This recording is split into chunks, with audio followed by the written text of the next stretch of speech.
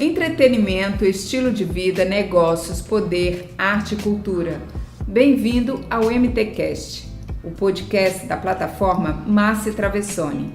Bem-vindos, amigos e amigas, ao MTcast da Márcia Travessoni, que hoje recebe aqui uma querida muito especial do coração, Zelma Madeira. Ela é titular da Coordenadoria Especial de Políticas Públicas para a Promoção da Igualdade Racial. Tudo bom, Zelma? Tudo bom, bom dia. Professora também da Universidade Estadual do Ceará. Já foi capa da minha revista, me deu essa honra. E eu, matéria linda. Eu sou grata, Zelma, hoje é o dia em que de fato se celebra a consciência negra.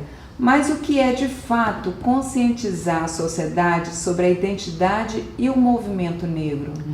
Então hoje, dia 20 de novembro, dia da consciência negra, em que nós fazemos uma grande referência de resistência, que é Zumbi de Palmares. Então nada mais ilustrativo do que comemorar a força, a garra de Zumbi de Palmares, de ter naquela estrutura de escravidão, ter montado uma comunidade e uma organização diferenciada. Então para nós, o dia da consciência negra, ele é importante, não só no dia 20, nós temos que ter consciência negra todos os dias, mas é um convite para a sociedade, de uma maneira geral, para refletir para dois campos que eu gosto. Um campo que é o da vulnerabilidade, que são as desigualdades, que são os problemas, mas o outro campo da resistência. Porque desde que aqui chegamos no navio negreiro, que nós resistimos. Então, nada mais potencializador do que avistar que essa população negra, ela resiste na periferia, ela resiste nas universidades, ela resiste na comunidade, aquelas mães, mulheres negras com toda dificuldade criando seus filhos. Então tem toda uma vulnerabilidade que nós precisamos refletir e nós precisamos fortalecer, porque um povo como é a população negra, ela precisa de uma consciência para positivar a sua identidade. Ter um orgulho de ser negra, que é o reconhecimento étnico. Você acha que o Brasil tem evoluído nas práticas de combate ao racismo? Eu considero que sim, com certeza. Nós precisamos ainda andar muito, mas nós já conseguimos. O movimento negro, ele consensuou dentro de uma pauta vasta de querer isso, querer aquilo, por conta das violações de direito, mas ele pactuou, disse assim, olha, nós vamos apostar todas as fichas nas políticas de ação afirmativa. Nós vamos afirmar esse segmento, lutar para que ele adentre essa sociedade abrangente, tendo lugares de vantagem, lugares de qualidade, para a universidade, emprego público. Então isso tem dado resultado. Veja que as estatísticas ela tem ilustrado o nosso maior número dentro da universidade. A lei 12.990 para nós ultrapassou, inclusive.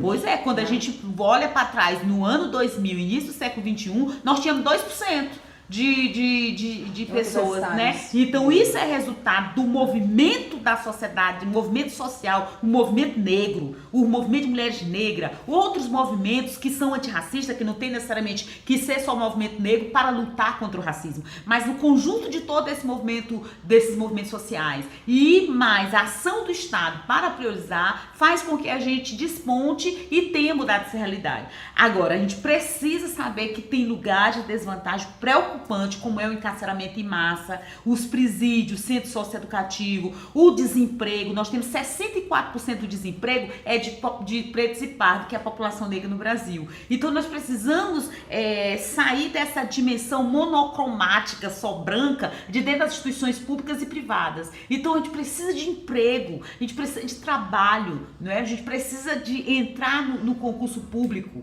Então são muitas demandas que nós precisamos adentrar, mas com certeza nós já avistamos iniciativas muito interessantes. E o Ceará, como é que ele está nesse cenário? O Ceará, ele tem alguns elementos complicadores, por exemplo, como um discurso ideológico de que no Ceará não tem negro. Então isso faz com que a gente não queira se importar. Não tem negro aqui, teve uma abolição 4 anos antes, em 1884, então a gente não precisa se preocupar com isso porque não existe. Então o que é isso? É um dado muito preocupante, que é a invisibilidade da população negra, ou então a visibilidade estereotipada, marginália, pessoas que estão à margem da sociedade. Então isso são todas forças discursivas e narrativas que nós precisamos enfrentar.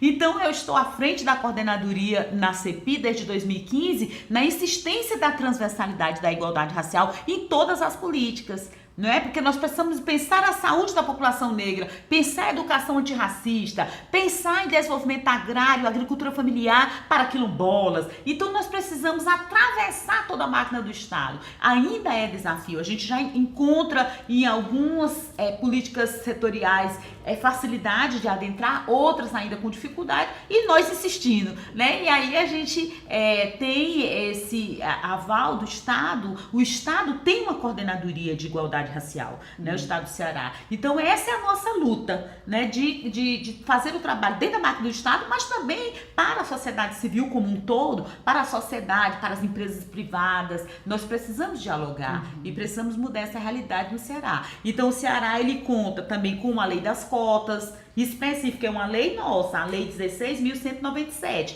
Como nós temos uma lei federal, a 12.711, nós temos a 16.197 das universidades do Ceará, UVA, URCA e UES. Então isso também para nós é uma ação afirmativa importante, né? Muito importante. Então, e essa nossa luta de estar fazendo a transversalidade dentro da política, nós hoje estamos dentro da SPS, Secretaria de Proteção Social, Justiça e Cidadania, Mulheres e Direitos Humanos, né? E adentrando o espaço das políticas de assistência social, fazendo toda a parte dos direitos humanos, pautando a questão racial dentro dos direitos humanos, né? Então essa é também um grande desafio para nós.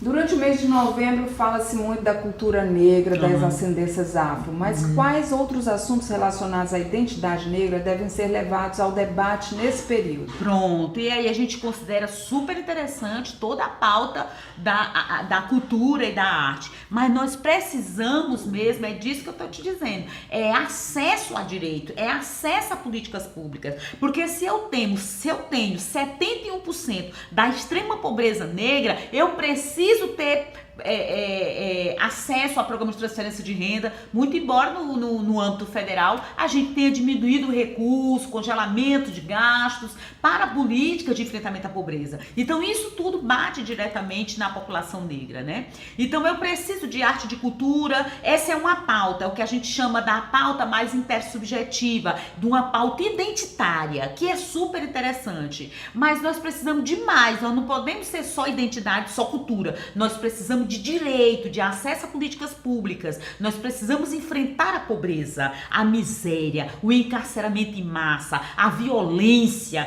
contra esse segmento. Por quê? Olha só, Márcia, quando nós saímos da escravidão, lá em 1888, com o pós-abolição, nós não saímos como classe laboriosa, nós não saímos como classe trabalhadora, nós não servimos nem para ser exército de chão de reserva, porque ele dizia que nosso trabalho era sem qualidade, haveria uma política migratória de apostar nos imigrantes, porque o trabalho de negro é um trabalho sujo, um trabalho ruim. Então nós não saímos de lá, veja só, de lá nós não saímos como classe trabalhadora, nós saímos como classe perigosa. Então a preocupação do dia 14 de maio de 1888 não era com política de ação afirmativa, não era política de reconhecimento, não era política de igualdade racial, era política de vigilância e de criminalização. Então era a preocupação do parlamento, qual é a lei? Eita, esses monte de cativa e solto, é uma massa perigosa. Então isso fica.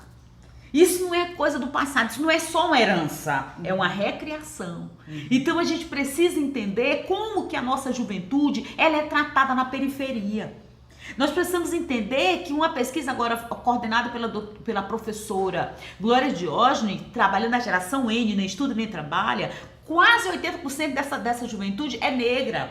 Negros e negras. Isso é muito preocupante, nem estuda nem trabalha. Será se eles nem estudam nem trabalham? Será se nós não estamos interpretando, não estamos sabendo interpretar o que é que a juventude está chamando de trampo?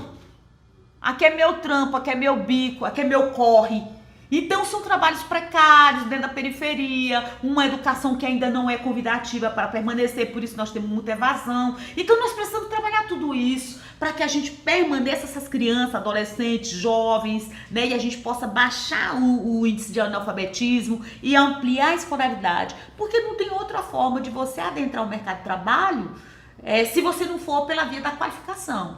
Por exemplo, eu sempre digo, eu sou filha de um homem da construção civil, um trabalhador, e de uma costureira. Mas eles apostaram nos processos educacionais. Eles disseram assim, não, nós só vamos mudar nosso destino se nós estudarmos. Então eu acredito que é uma das formas, né? A única, porque não pode ter só uma saída, mas uma das formas é a escolarização. É estar na escola, é adentrar a universidade, é terminar um curso, porque às vezes começa e não termina, mas tem que começar a terminar.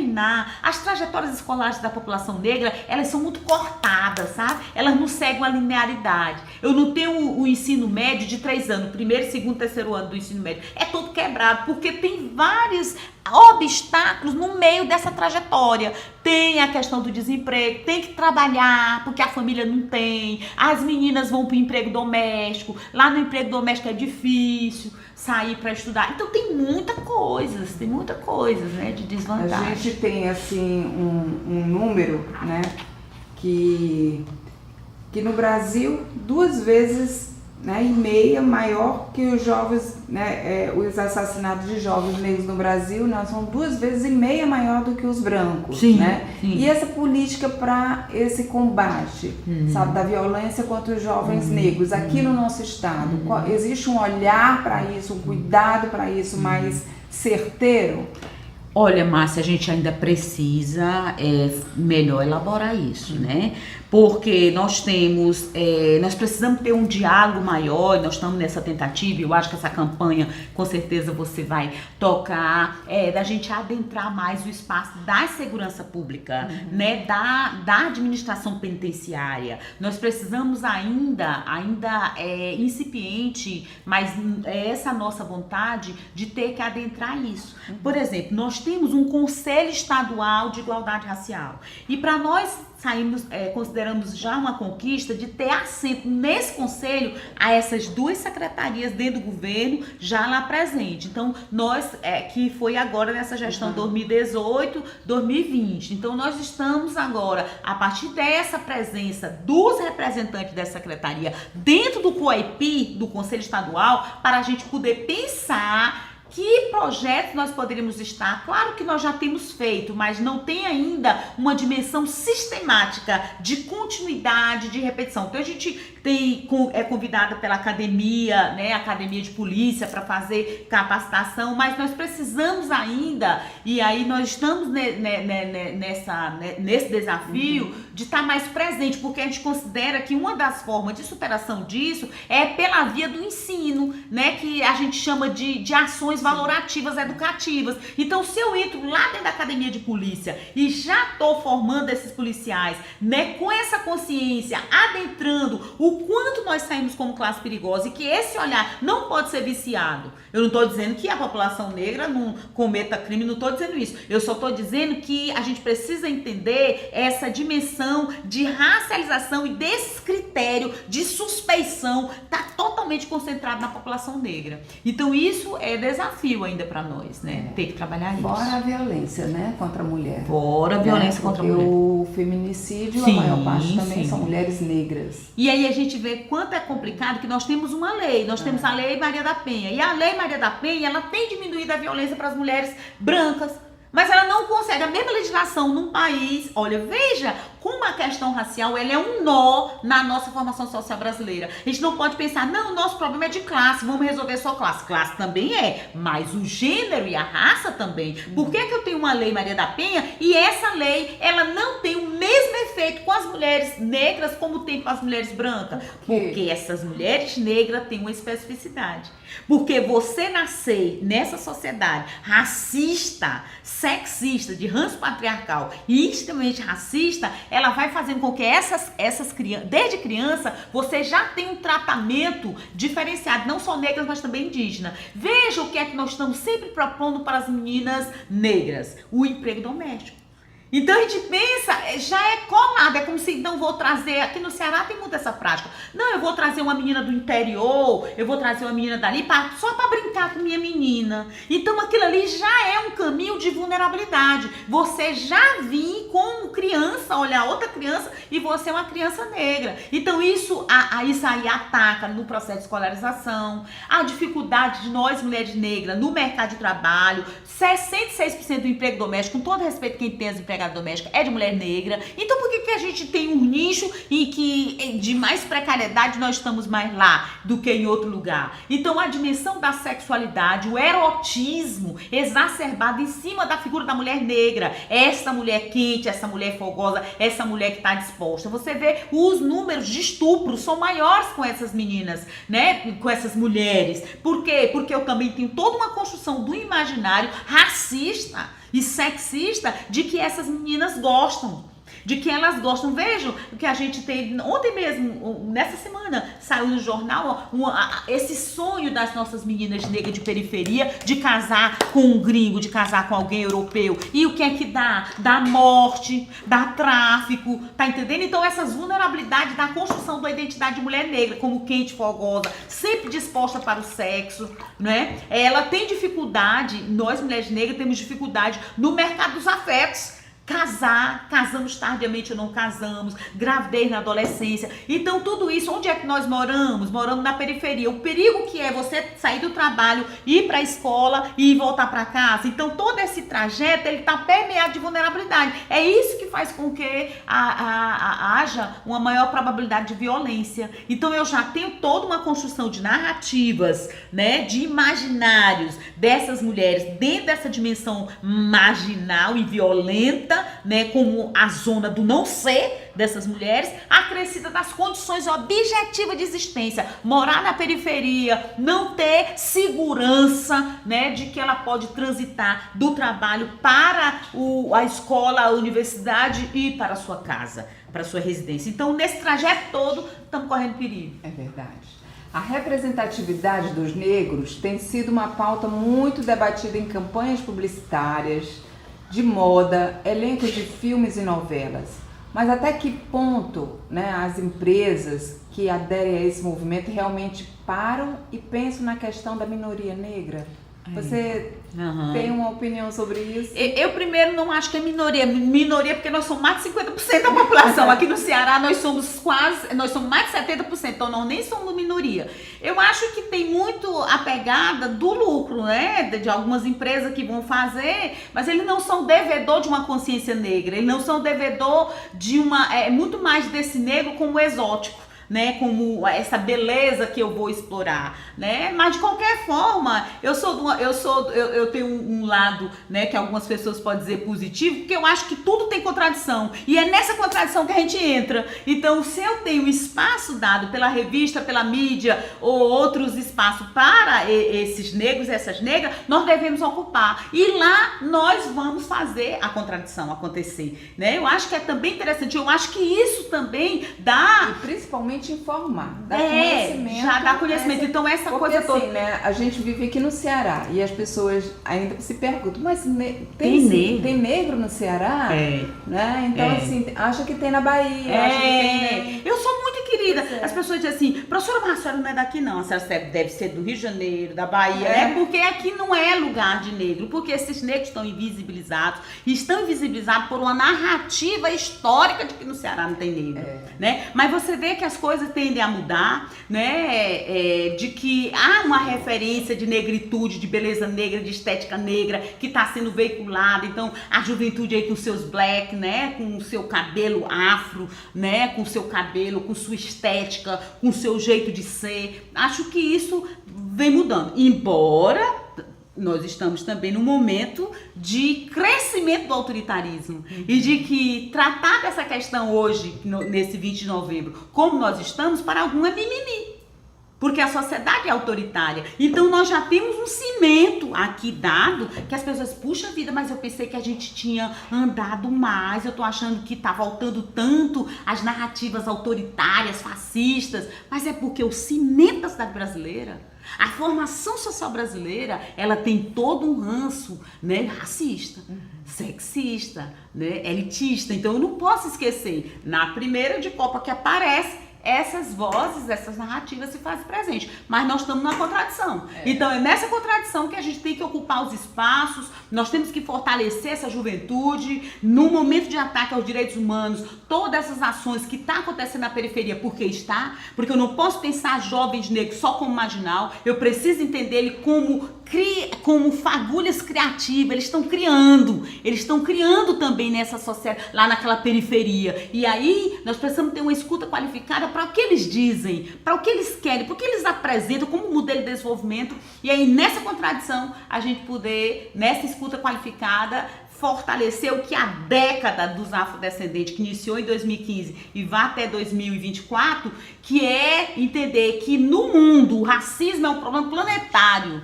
Os afrodescendentes estão em desvantagem no mundo todo e que nós devemos apostar no reconhecimento étnico, na justiça racial e no modelo de desenvolvimento apresentado por esses povos. Só para encerrar, dia 20 de novembro, a programação da sua campanha, como é o dia? Pronto, então no dia 20 nós estamos fazendo um segundo lançamento, digamos assim, junto com a Secult, que eles vão lançar um edital, não é, de fomento à cultura afro, não é, da cultura afro brasileira e afro-cearense, lá no espaço do Cine Teatro Belchior, Centro Cultural Belchior. Então nós vamos estar lá no finalzinho da tarde, todo nessa pegada desse movimento de lançar a campanha do Ceará Sem Racismo, respeite minha história, respeite minha diversidade. Então é apostando de que nós temos que entender que no Ceará tem negros e negras e nós podemos mudar esse destino. Um destino diferente que não seja só de vulnerabilidade e desigualdade, mas pode ser potencializador, porque essa moçada, essa população, ela tem conhecimento e potência para estar acessando política, acessando direito e mudando a nossa história. Zelma, querida, muito obrigada por participar aqui do nosso podcast MTcast. Eu adoro, eu que agradeço, estar sempre, é uma alegria estar contigo. Obrigada, amor, estamos juntas. Tá bom, obrigada. Estamos presentes em todas as redes sociais. Inscreva-se e siga.